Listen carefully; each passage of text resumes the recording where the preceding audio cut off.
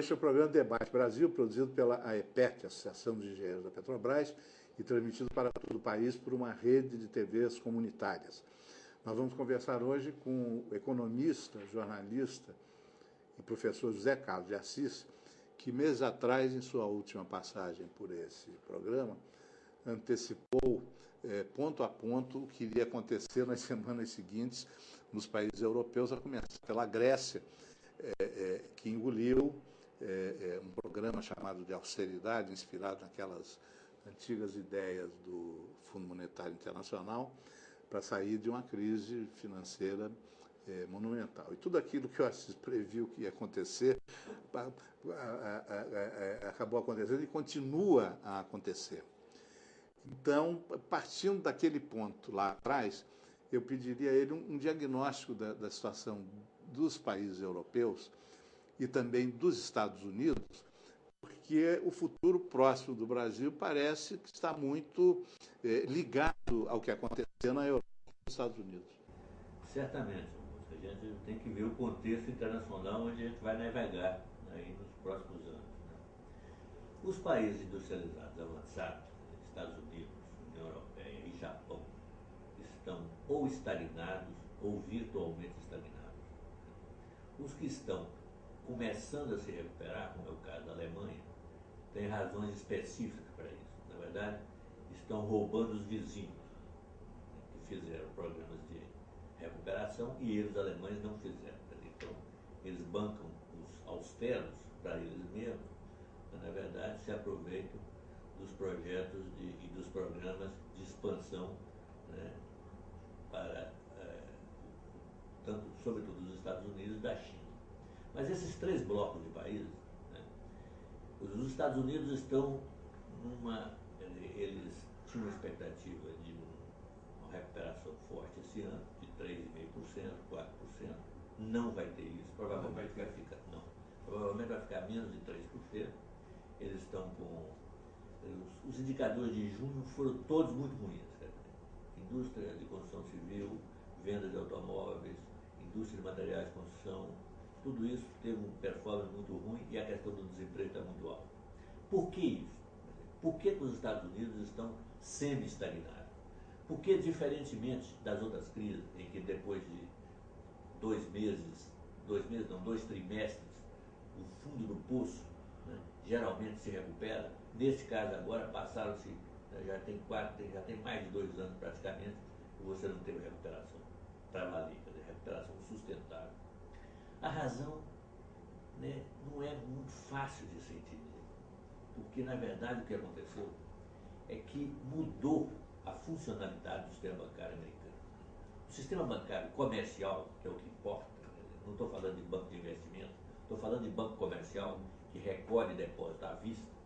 Esse sistema, tradicionalmente, captava a curto prazo, né, depósito à vista e emprestava a longo prazo. Ele girava em torno do float, do chamado floating bancário. Você deposita hoje, tira amanhã, mas alguém amanhã deposita, um vai substituindo o outro, então você tem uma base de recursos que pode ser emprestada sem risco de coincidir, de descolar o tomador do emprestador. Né? Então, esse banco tradicionalmente captava a curto e emprestava a longo prazo. O que mudou dos anos 80 para cá, com a voragem de especulação financeira que teve no mundo, é que os bancos passaram, inclusive os bancos comerciais, eles incorporaram o banco de investimento ou atividade de investimento junto aos bancos comerciais e passaram a captar a custo e emprestar também a custo, sob forma de investimentos picotados. Né? Eles transformavam os empréstimos em investimentos. Né? Ao fazer isso, você tem um desestímulo a aplicações de médio e longo prazo. Mas isso foi, durante o período do boom, foi mais ou menos mascarado pela própria expansão da economia internacional, né, e a economia americana. Quando veio o colapso, houve um recolhimento geral. Né, você passou, né, grande parte do sistema bancário americano começou a carregar ativos podres, quer dizer, ninguém sabe se vai ter, são 3,5 trilhões de dólares, ninguém sabe se vai ser, se aquilo vai ser recuperado ou não. Né?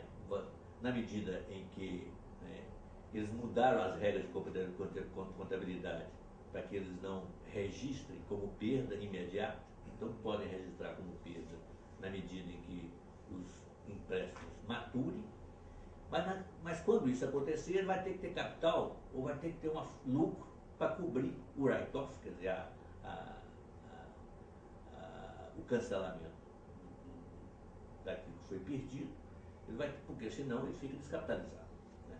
Então ele tem que produzir lucros a curtíssimo prazo. O que ele faz para produzir lucros a curtíssimo prazo? Não é porque ele é mau, não. Não é porque está fazendo uma coisa antiética, não. É da atividade bancária. O que ele faz? Ele vai para o curto prazo. Esquece o longo prazo. Então ele aplica em quê? Ele aplica no mercado monetário. São 3 trilhões de dólares por dia no mundo. Qualquer pequena participação que você tenha nisso é um volume de lucro estupendo.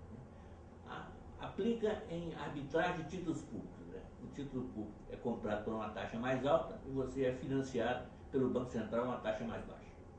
Então você ganha dinheiro tranquilo nisso. Aliás, coisa que aqui no Brasil se faz há muito tempo, mas lá é mais recente. Foi depois da crise. Né? Você intermedia colocação de títulos das grandes empresas do mercado, debêntures e bônus das grandes empresas. Né? As grandes empresas, como você sabe, não dependem muito de empréstimo bancário, porque elas têm acesso ao mercado de capitais diretamente, não precisa de banco. O banco é apenas intermediário. Com isso, o banco não tem risco. E pega uma comissão e sai com a comissão, tem lucro. Agora, quem sofre na parada é a pequena e média empresa, porque esta precisa de empréstimo bancário. Como a pequena e média empresa nos Estados Unidos gera mais de 60% dos empregos, o mercado de trabalho está congelado. Com isso, quer dizer, o mercado de consumo também congela. E a economia não se recupera. Aí você pergunta o seguinte: o que vai acontecer? Eu não sei, porque os bancos, quer dizer, não tem aquela história de que leão, quando come carne humana, não esquece nunca mais? Quer dizer, os bancos que aprenderam a ganhar no curtíssimo prazo, sem risco, acaso eles voltarão ao sistema tradicional em que ele tinha risco, tinha que ver cadastro, tinha que ver, examinar projeto, né, tinha que ver o risco da empresa? Porra, isso dá um trabalho muito grande, envolve gente, envolve, né, verificação da credibilidade do cliente. Então, é muito mais simples ele ficar no curto prazo. O Barack Obama, cuja eleição despertou tantas esperanças, sabe disso e aceita? Olha, quem sabe disso, que eu acredito que saiba, é o Paul Volcker, que foi indicado para Obama para ser o grande, né, articulador de uma saída desse imbróglio financeiro. Mas o Volcker, ele não conseguiu emplacar plenamente o projeto que ele, anexado por ele à reforma do sistema financeiro americano. Eles não deixaram que, naquela composição complicada do Senado e da Câmara dos Estados Unidos, eles não deixaram que, né, essa questão dos recursos de curto prazo, né, quer dizer, a proposta era o seguinte: os bancos não podem, né, fazer operações para si mesmos com recursos de curto prazo da clientela. Isso eu acho que não passou. E isso era fundamental que não passasse. Porque a outra alternativa para isso é voltar ao que eles chamam lá de lei Glass-Steagall, ou Glass-Steagall, né? Lá da Grande Depressão dos anos 30, em que separaram o banco de investimento do banco comercial. Né? Isso aí foi derrubado pelo Clinton, há pouco tempo atrás, pelo Clinton, que é do mesmo partido do Obama. Obama deve ter tido alguma dificuldade em restaurar, né, essa proibição, pelo fato de que ele ia indiretamente dizer o seguinte: o Clinton fez uma atrapalhada, não devia ter feito isso. Então, o fato é o seguinte: continuam os grandes conglomerados financeiros, estão intercalados, banco de investimento com banco comercial, e com isto, a tendência dos bancos é operar estritamente no curto prazo e evitar emprestar para pequenas e médias empresas e, com isto, evitar que cresça o mercado de trabalho. Tá certo? Essa é a questão dos Estados Unidos. É claro que os Estados Unidos são uma máquina importante para puxar o mundo. Na medida em que eles ficam estagnados, é um problema para o resto do mundo. A despeito do grande programa de estímulo dos Estados Unidos, 787 bilhões de dólares, no programa Obama, que é um excelente programa, né? Tipicamente keynesiano, de estímulo à demanda. Né? Mas ele não está.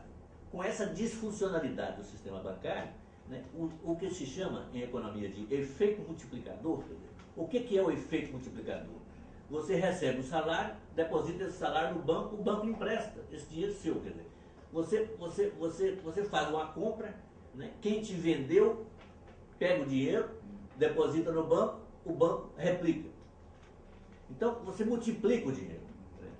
O seu salário, quer dizer, quando o governo, por exemplo, né, aumenta o salário ou faz uma obra pública, né, ele não está apenas expandindo a economia naquela dimensão daquela obra pública.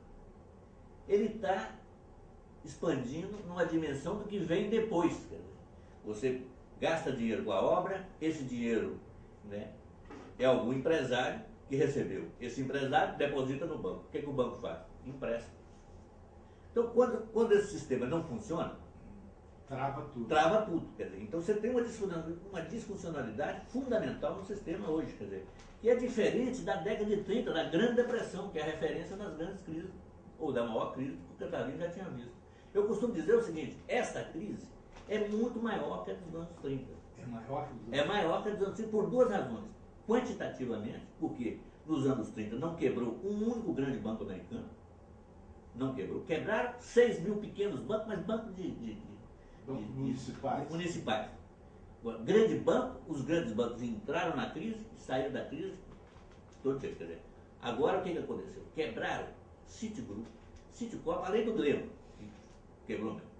Quebraram virtualmente Bank of America, Citigroup e mais 17 dos maiores bancos comerciais americanos. Quebraram a maior seguradora do mundo, a IG.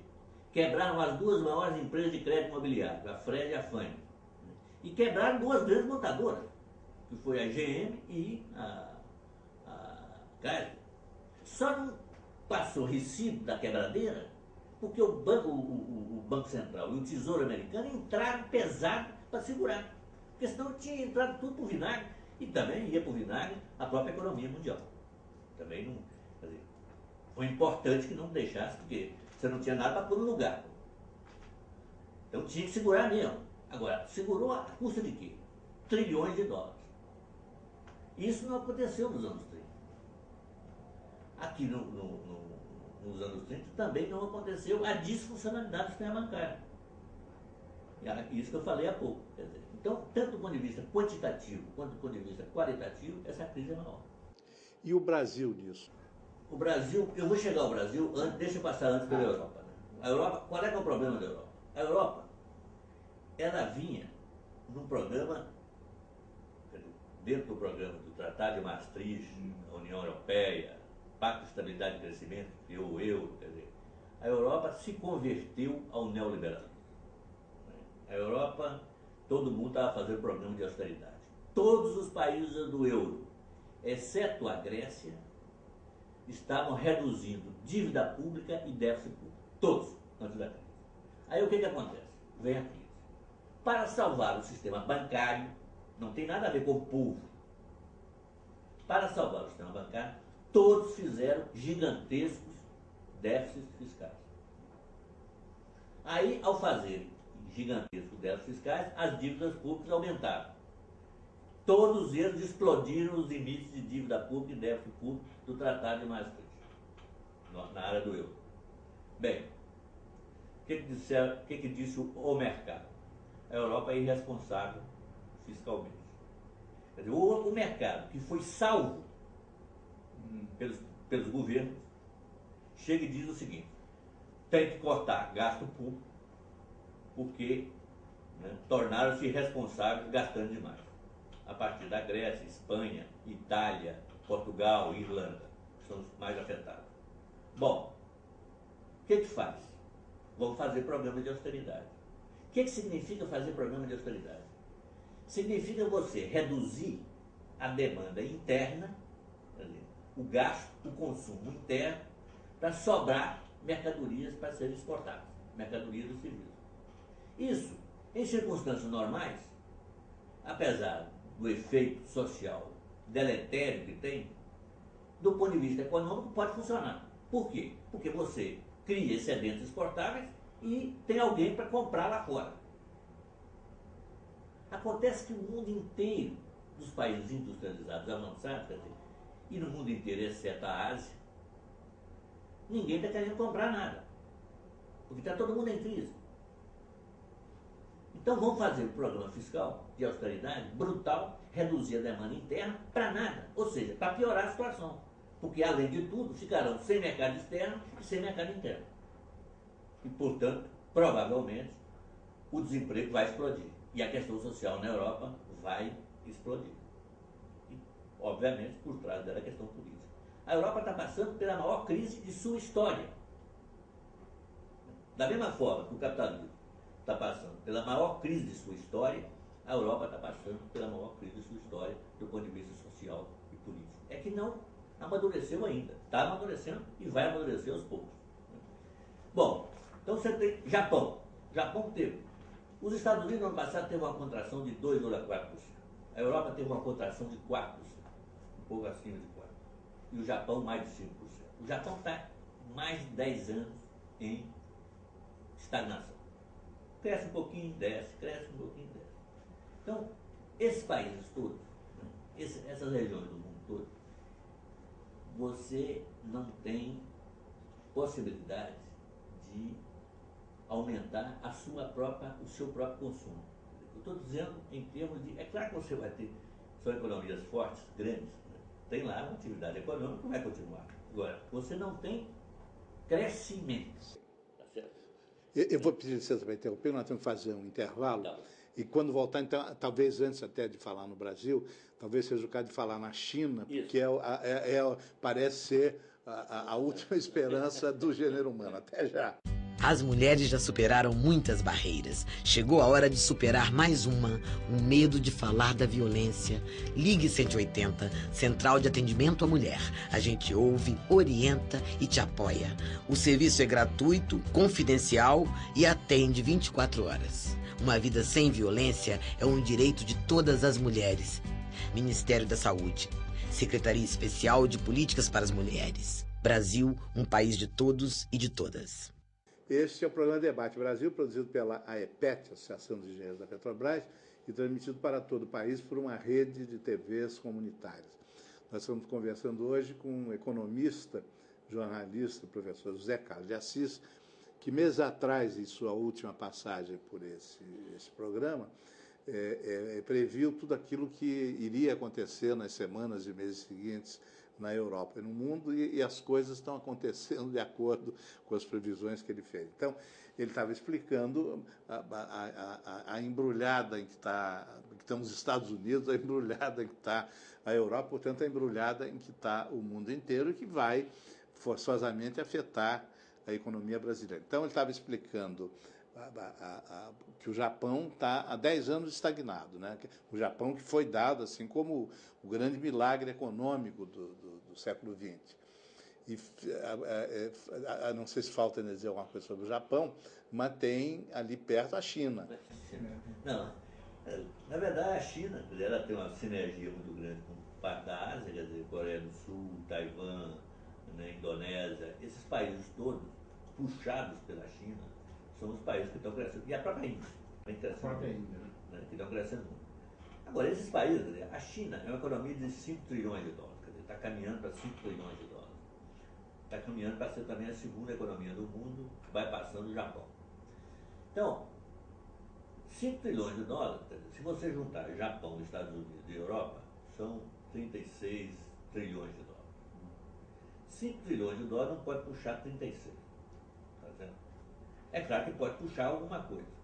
Quem que está se beneficiando da China? Porque a China e os Estados Unidos foram os dois grandes países que fizeram grandes programas de estímulo fiscal à economia para evitar a debacle generalizada.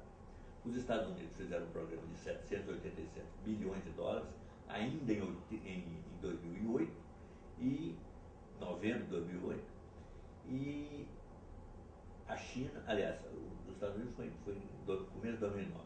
A China, já em novembro de 2008, né, anunciou um programa de 540 bilhões de dólares.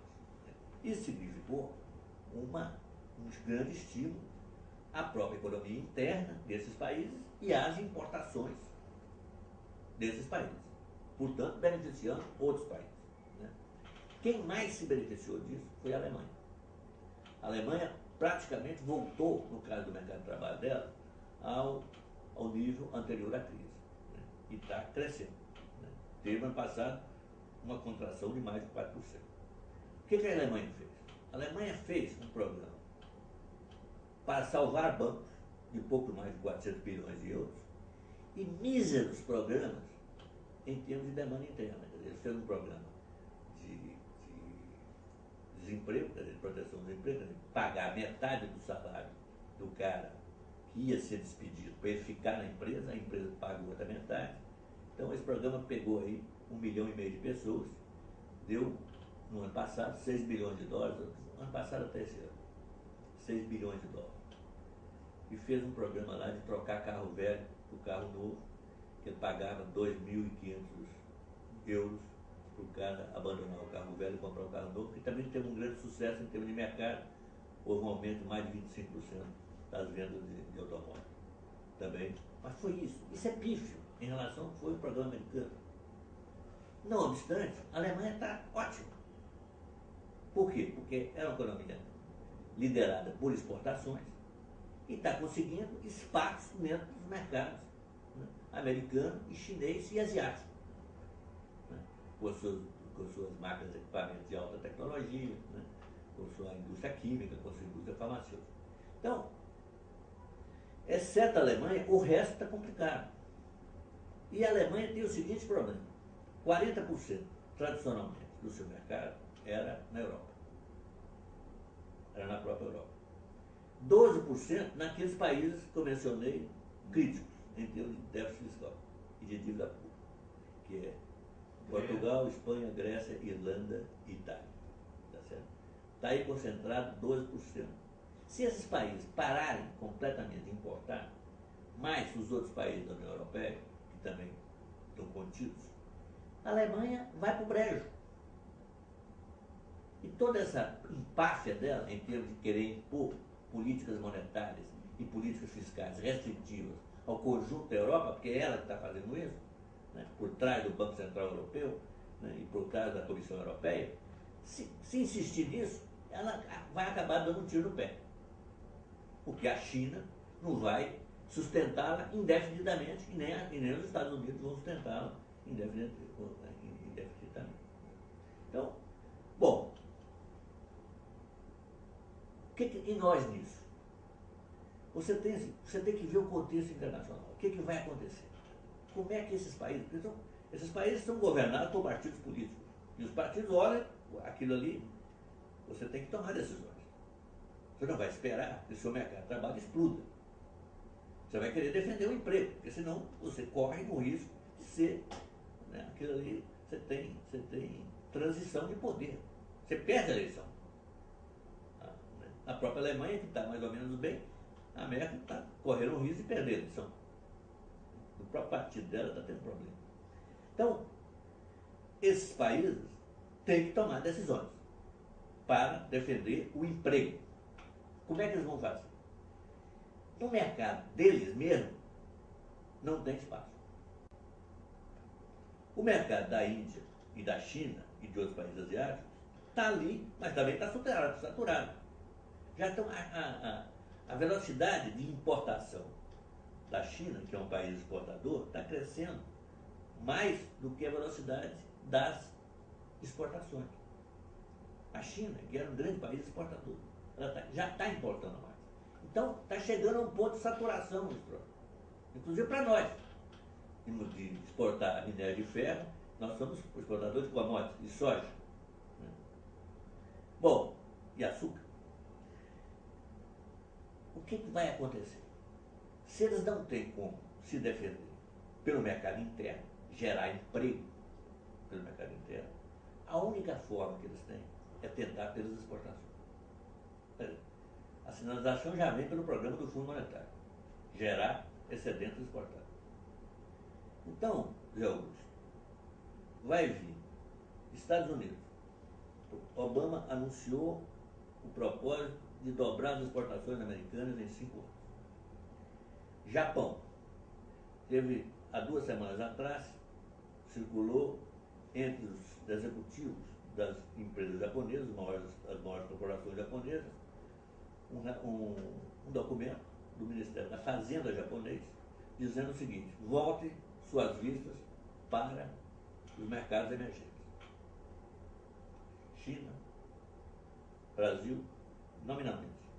China, Brasil, os BRICS. Rússia e Vietnã. Nem falou Rússia, Vietnã. Bom, vai vir uma avalanche de exportação para cá. Vão tentar, vai ser por aqui. Nós somos um dos visados. A Rússia também. Né? Mas a Rússia tem lá uma estrutura que talvez, não sei, pode absorver isso de uma forma, não tem nenhuma indústria muito desenvolvida com eficiência.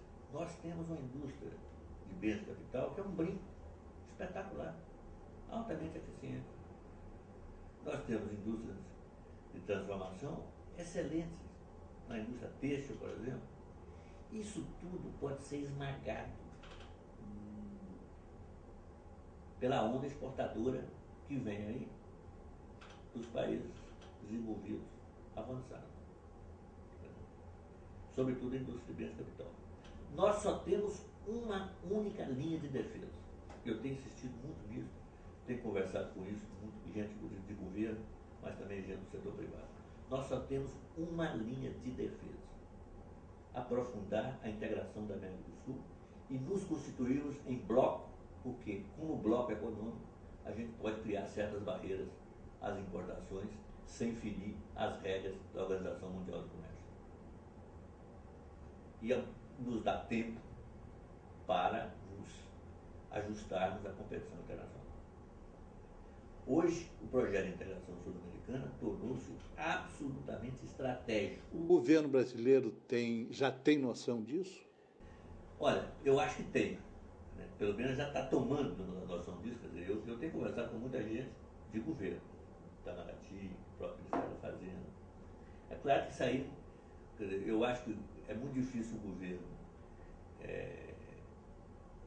como um todo, está indo. Nós vamos promover um ciclo de debate cuja conclusão vai ser essa, né? E vai estabelecer uma estratégia. Né? Nós vamos fazer aqui uma reunião de trabalho no Rio, em agosto, mês que vem. Depois nós vamos fazer em outubro na Colômbia e depois em novembro na Argentina.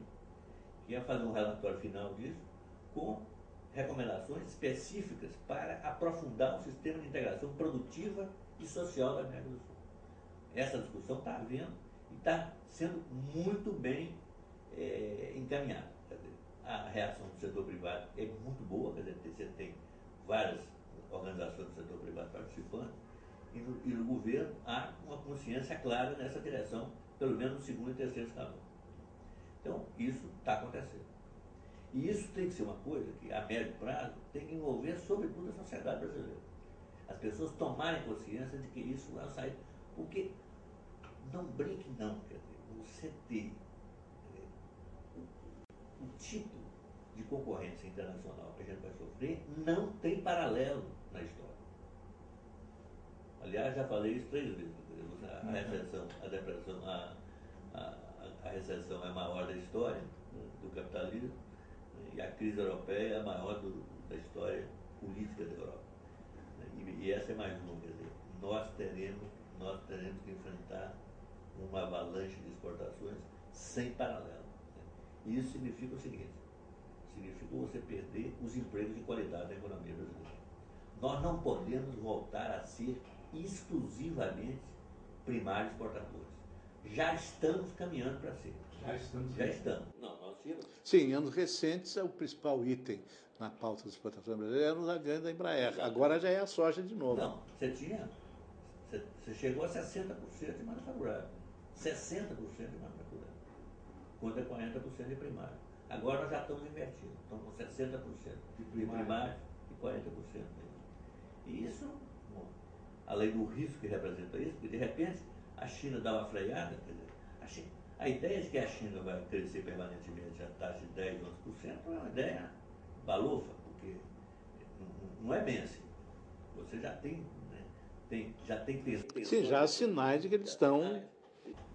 Não, você já teve ordens explícitas do Conselho de Estado para parar determinados setores, quer dizer, diminuir o financiamento bancário de determinados setores. Né? Você tem. E tem certos complicadores, quer dizer, teve um, né, que você sabe que tem uma coisa curiosa, que um dos perturbadores da economia internacional dentro da coisa neoliberal são as agências de rating que indicam o risco das empresas e que classificam os títulos emitidos por empresas e por governo. Tá certo? São as agências, é um oligopólio de três grandes agências. Isso fazem o que querem. Quer dizer, deram um vexame, porque não desclassificaram nenhum dos subprime lá no. Aliás, deram boa classificação aos títulos que explodiram nos Estados Unidos. Logo em seguida, a crise ficaram todas muito quietinhas. Passado algum tempo, voltou. Voltou tudo. Está aí emitindo. E são elas que desclassificaram a dívida grega, que desclassificaram a dívida espanhola, que estão desclassificando. Quer dizer, no fundo, essas agências são o maior perigo terrorista são elas. Exatamente, porque ela desencadeia uma instabilidade brutal. Aí aconteceu uma coisa curiosa, é o seguinte, há 2 semanas atrás, uma empresa chinesa passou a fazer rating também, você soube não? Não. Tem uma chinesa fazendo rating. E aí deu uma classificação mais baixa aos títulos americanos e mais alta aos títulos brasileiros. Aí justificaram lá, porque levava em conta a questão da governança e tal. Mas isso é uma curiosidade, né? Porque a revanche foi na semana passada, que a Fitch, que é uma das agências de rating, fez um comentário, um documento inédito sobre a situação dos bancos chineses. E praticamente anunciando que estão a ponto de explodir. Os bancos chineses, segundo a FIT, estão fazendo uma coisa, só fazendo de forma diferente, na essência, a mesma coisa que fizeram os bancos americanos. Operar no curto prazo. Exatamente, eles estão convertendo empréstimos em investimento. Empréstimos de longo prazo em investimento de curto prazo. Através de um sistema extra-balanço, envolve um banco de investimento cúmplice e tal. A diferença disso é o seguinte, o banco chinês é um banco garantido pelo Estado, então ele não vai quebrar. É um banco do Estado, não tem como quebrar. Agora, pode acontecer o seguinte, o Estado pode vir a ser obrigado a capitalizar. E se capitalizar, vai diluir o valor das ações dos acionistas privados que estão lá. Então, o questão, no fundo, divertida é para isso. Se isso vier a acontecer, vai ser um perturbador do crescimento chinês grande. Porque vai gerar uma desconfiança, um mal-estar no mercado. Se houver problema no crescimento chinês, vai haver uma diminuição no que a China compra do resto do mundo. Também. E é uma perturbação para o mundo. Essa coisa aí não vai se desenrolar muito fácil. Nós temos que criar a nossa casa-mata. Nós temos que criar, porque o Brasil tem condições excepcionais de enfrentar essa crise. Nós temos, sobretudo se a gente faz esse projeto de integração sul-americana, nós temos uma base de recursos naturais fantástica, temos um mercado fantástico, que pode ser expandido no mercado interno nosso, né? Temos já um desenvolvimento tecnológico razoável, né? Temos uma base de educação, temos uma capacidade administrativa e gerencial que está provada. Porra, eu acho até ridículo o cara dizer e criticar o Estado brasileiro, né? Quer dizer, você tem uma empresa como a Petrobras, tem tido uma empresa como a Vale do Rio Doce, ou o cara vai dizer que foi a Vale do Rio Doce do Bradesco que transformou nessa empresa de alta rentabilidade que está agora. Foi tudo isso feito pelo Estado. Você tem uma infraestrutura elétrica feita pelo Estado, feita por Tucuruí, Itaipu, essa coisa toda, sob gerenciamento geral do Estado, foi feito por grandes empresas privadas, mas o gerenciamento era estatal. Então nós temos uma base fantástica, né? Não devemos nada a ninguém, somos credores hoje do mundo. Então, é só se voltar para um grande programa interno de integração produtiva da América do Sul e sem esquecer o lado social. Quer dizer, nós temos que colocar a questão social na frente. Quer dizer, a grande questão econômica, então, é a questão social. É claro que é. Quer dizer, você tem que... Você sabe que eu sou um obsessivo com essa questão do pleno emprego. Eu acho que nós podemos fazer um programa de emprego garantido, trabalho aplicado, semelhante ao que está sendo desenvolvido na Índia, a um custo baixo, quer dizer, menos de 2% do PIB por ano durante 5 anos, e que nós eliminamos o desemprego do pessoal não qualificado, que é a coisa mais trágica que tem aí, e eliminamos a questão da favela no Brasil. Nós temos condição de fazer isso. Nós temos recursos para fazer isso. É só um problema de vontade política, de entrar nisso para valer, quer dizer, e dar continuidade nessa direção do social ao governo do Lula, que foi o governo que realmente deu uma virada dessa questão. Pode dizer dele o que for, né? Pode se criticar a política monetária, pode dizer o que for, mas a virada para o social, né, foi uma virada significativa nesse governo. E isso tem que ser preservado. Né? Isso é o fundamental a ser preservado. Nós podemos nós podemos cair na social-democracia real. Não estou falando do ponto de vista ideológico, partidário, não tem nada a ver com esse sistema partidário de social-democracia que daí não tem nada a ver com a social-democracia real. Né? Então, a gente pode, né, que é um sistema distributivo generoso, né, você ter uma sociedade realmente solidária. Então, isso que pode ser construído. É claro, para você fazer isso, você tem que ter uma base produtiva. Tá certo? A base produtiva é dada pela integração econômica, que foi o que aconteceu na Europa. Quer dizer, o grande projeto europeu, que as pessoas às vezes não conseguem identificar direito, quer dizer, o projeto europeu de social-democracia real não foi um projeto de partidos sociais-democráticos, nem socialistas, nem trabalhistas. Trabalhista foi na Inglaterra, mas não na Europa continental. Foram projetos fundamentalmente vinculados ao projeto de integração europeia a partir de 3 democratas cristãos, que foi o Schuman na França, foi o De Gasperi na Itália e foi Adenauer na Alemanha. É claro que os partidos sociais-democratas e socialistas não criaram obstáculos. O Partido Comunista criou, sim, porque ele via no projeto da União Europeia, do mercado comum europeu, algo que era contra ele e que de fato era. Porque o que uniu boa parte, né, da razão para unir os europeus foi o medo da União Soviética e dos partidos comunistas fortes que tinha na Espanha, na Itália e na França. Né? Então, dessa mesma forma, quer dizer, o nosso projeto de partido, né, o nosso projeto de social-democracia real, não precisa necessariamente ser um projeto de partido. É um projeto da sociedade brasileira, né, e que passa pela questão da integração da América do Sul. Obrigado. O programa de hoje prossegue com o nosso caderno de cultura Livros na Mesa, produzido e apresentado por Suzana Vargas, da Estação das Letras. Até já.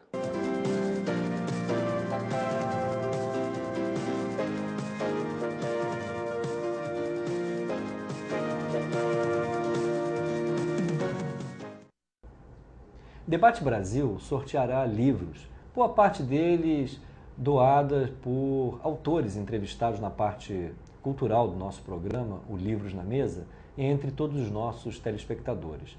Todos aqueles que tiverem interesse, por favor, acesse a página da AEPET, Associação de Engenheiros da Petrobras, na internet. O endereço é www.aepet.org.br. Lá você poderá se inscrever e, quem sabe, vir a ser brindado por esse sorteio, onde nós procuraremos difundir um pouco mais da nossa literatura.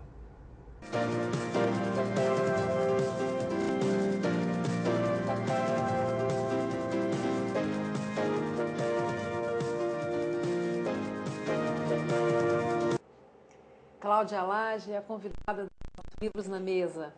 A Cláudia é ficcionista, contista, romancista e é formada em letras e teatro. Obrigada, Cláudia, por estar aqui. Obrigada.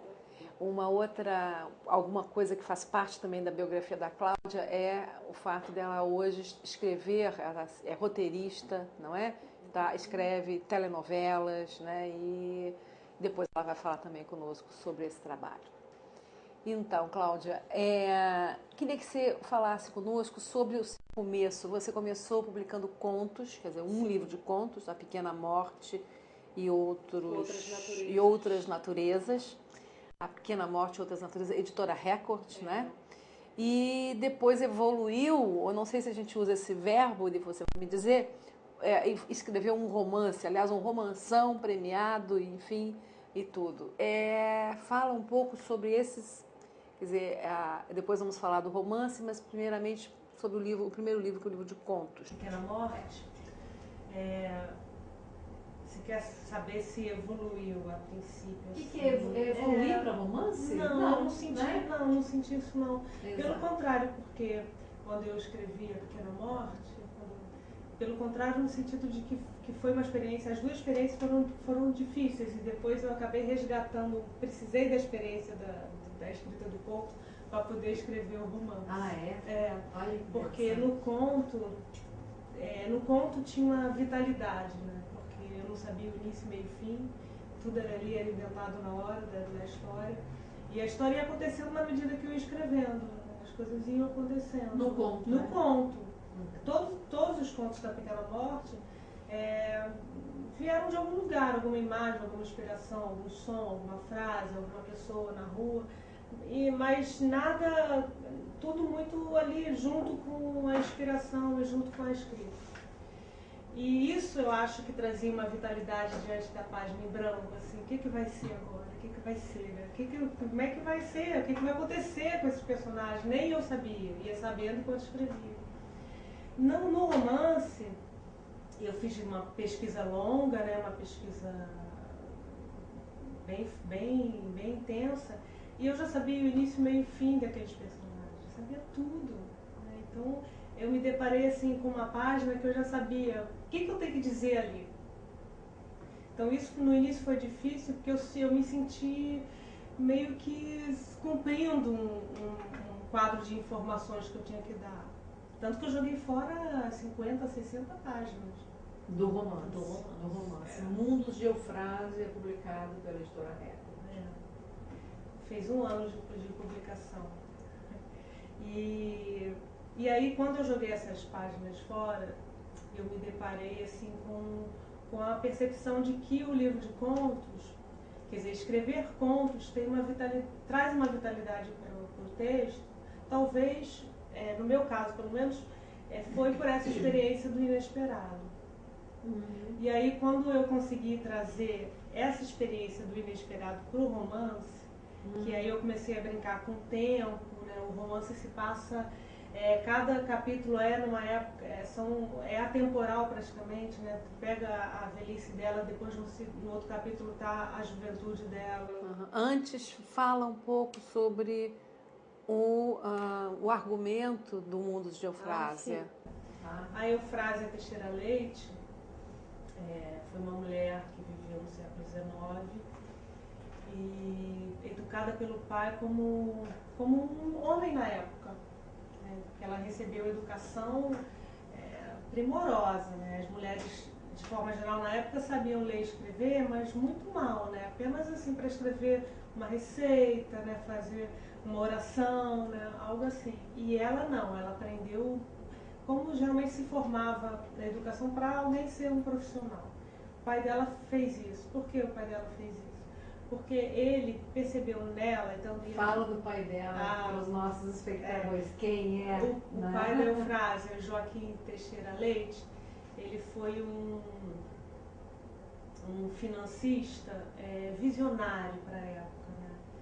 Ele percebeu que a abolição iria acontecer, 15 anos dela acontecer, ou até mais, percebeu que a abolição ia acontecer e que toda a mão de obra da cultura do café iria ser perdida. E, por consequência, os barões de café iam ter grande prejuízo. Ele já não tinha nenhuma ligação com a plantação, o cultivo de café. Talvez fosse o único da família, ou lá de Vassouras, que vivia do comércio. Ele era um grande financista, cortou todas as relações com o café, e ficou vivendo de importação e exportação. Então, ele, tendo 2 filhas e nenhum homem, né, nenhum filho homem, ele sabia que ele não tinha para quem deixar a sua fortuna, a sua herança, porque na época as mulheres se casavam e todo o dote, né, todo o dinheiro que pertencia a ela, herança, iria para o marido, para ficar com o controle do marido.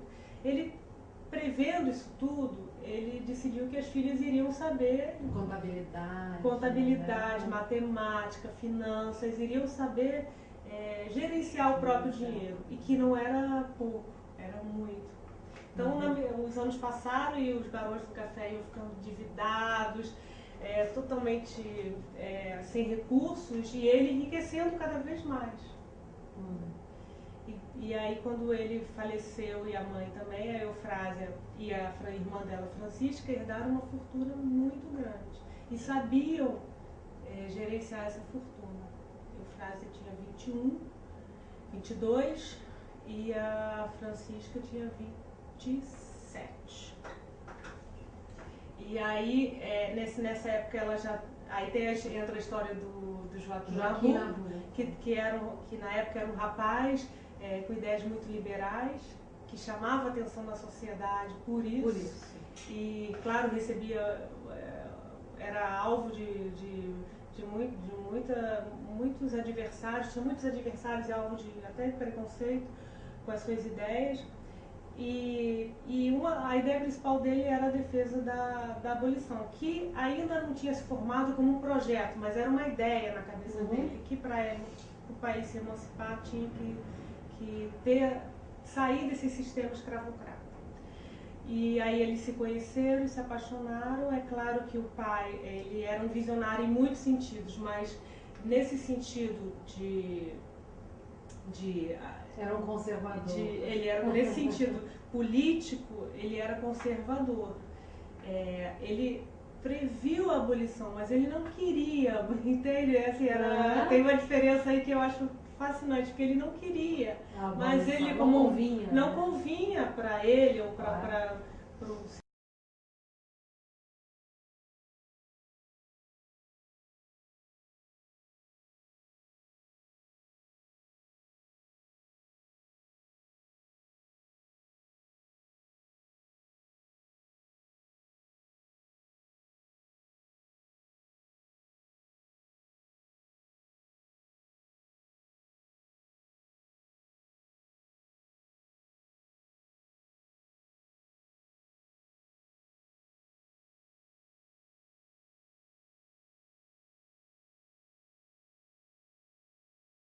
Minhas filhas vão estar desamparadas, vão saber gerir o próprio dinheiro, mas elas têm que saber se proteger de toda a família, os primos e outros e os maridos pretendentes, todos eram pretendentes, todo mundo queria casar com elas, porque era uma segurança, né? A família, principalmente, que era bem a família mais próxima de convívio e tal, tinham primos que eram solteiros ainda e que estavam planejando casamento. Porque eram pessoas que lidavam com a cultura do café e estavam tendo grandes prejuízos. Então era como se fosse assim, casando com elas a gente vai poder dividir novamente o dinheiro entre a família, a gente vai se recuperar, vai ficar tudo bem. Só que o Joaquim Teixeira Leite não queria isso, porque ele considerava todos péssimos comerciantes. Então ele não queria que o dinheiro que ele tinha construído com o trabalho dele se diluísse entre os outros parentes. Então a promessa, uma promessa, surgiu daí. Quando a esposa, a mãe, a Ana Ismélia, faleceu, ele teve um insight, assim, percebendo a atitude dos parentes, que quando ele morresse iriam cair em cima das duas, nesse sentido de pressionar para elas se casarem. Então, num momento assim de desespero, ele exige delas essa promessa de não se casarem e nunca se separarem. As duas irmãs. E a promessa foi feita também assim no momento de desespero, muito perto da morte da mãe, né? A Francisca faz a promessa até com um certo empenho em cumpri-la, porque ela já tinha dificuldades, assim, já era mais velha, já era considerada solteirona, e para ela era muito difícil lidar com os homens. E a Eufrásia não, estava na flor da idade, embora já tivesse também numa idade 21, já era numa idade que as mocinhas já tinham se casado há bastante tempo. A gente pode dizer que é um romance sobre essa paixão, né? Não realizada ou realizada até certo ponto. Até certo ponto foi realizada. Até certo ponto, né? Juntos, porque eles ficaram juntos, tempo, né? 15 anos. Eles não casaram, né? Que a gente não pode dizer que é não realizada, claro. E eles não casaram, mas eles fizeram Agora, tudo que você pode imaginar. O pano de fundo, né? É a história, né? Quanto tempo você levou pesquisando essa história do Brasil? 6 anos. 6 anos. 6 anos. Escrevendo, pesquisando. Primeiro ano, basicamente, li tudo sobre o século XIX, Rio de Janeiro, século XIX, Vassouras, século XIX. Foi a Vassouras? Fui a Vassouras, mais de uma vez. Entrevistou pessoas? Como é que foi assim, Cláudia? Dá para entrevistar? Ou ainda dá? Ainda tem remanescente? Não tinha. Eu procurei. A figura dela lá é muito conhecida. Então, eu procurei, mas eu não abri, assim, estou escrevendo livro sobre ela. Eu queria uma coisa ficar mais recolhida. Tinha alguma coisa em mim que precisava manter um mistério comigo mesmo, assim, em relação a isso. Como se eu estivesse conhecendo ela aos pouquinhos. Falava, eu estou pesquisando, mas não fiquei falando que estou escrevendo um livro e tal. E não encontrei ninguém. Procurei, mas não encontrei ninguém assim. E não tem mesmo, parentes e tal. Depois do livro publicado, aí algumas pessoas apareceram. Minha avó conheceu, aí... Foi para a imprensa. Mas aí já... Mas tudo bem, porque eu consegui as informações de outras formas, né? Tem um livro que é lá de Vassouras, do Ernesto Catarino, que foi, acho que foi a fonte de quase todas as informações que depois fui buscando em outros lugares. Que fala sobre a vida dela, sobre a vida familiar, relatos de pessoas que a conheceram, e principalmente uma entrevista com a mucama Cecília, que foi companheira dela. Que maravilha! Que foi companheira dela até. Fonte boa. Foi uma fonte, acho que foi a fonte mais importante. Mais importante. Então, na questão dos gêneros, né? Queria te perguntar assim, eu posso dizer que um romance tem um assunto, como você disse, eu posso dizer que ele tem um assunto que o conto não tem? Quer dizer, eu acho que sim. Você está contando um romance, uma história, né? E que o conto, ele até conta uma história, mas de uma forma mais difusa, não menos enfática na questão do assunto, o tema ou qualquer coisa. É mais aberto, né? Não é uma estrutura fechada, né? O romance parece mais acho fechado. Acho que o conto... Como é que é isso? Pensando nisso, eu acho que o conto, ele por ser mais concentrado, ele exige um foco. um foco nos personagens, ou então um foco na ideia que você está trabalhando. O foco, de alguma forma, que permeie do início ao fim desse conto, mas que você não se espalhe muito, não tem jeito, não tem como se espalhar. No romance, eu fui descobrindo essas linhas de histórias que foram se abrindo. A história da Cecília, até a história da Francisca, a história da mãe, a história do pai. Se eu fosse escrever um conto sobre Eufrásia, seria basicamente ela.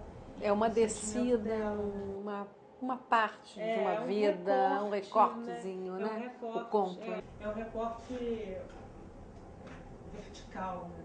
E o romance, dá para dizer que é como se fosse uma árvore. Acho que com certeza. Com ramificações. Cada coisa que você lê, você pode enveredar por um caminho, né? Eu senti bastante isso, mas ao mesmo tempo,